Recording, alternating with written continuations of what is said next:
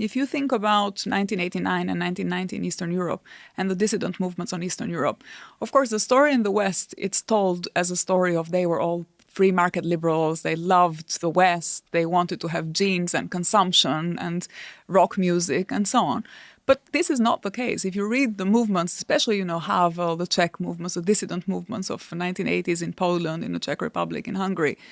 an important part of that project was a critique of real socialism, but also a critique of capitalism. So these were democratizing movements that were genuinely trying to find the third way, not the third way of the kind of new labor kind, but a third way that would be able to put together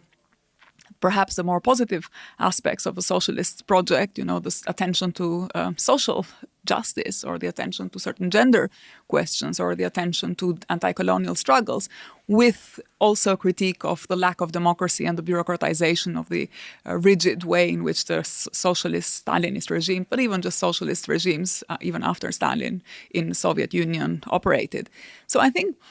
it's really important to recover that tradition and not to let it be crushed between those two poles. On the one hand, the ones who say, well, socialism is just what real socialism was, Stalinism, and then post-Stalinism, Brezhnev and up to Gorbachev, on the other hand. And, or it's capitalism, it's free markets, it's Hayek.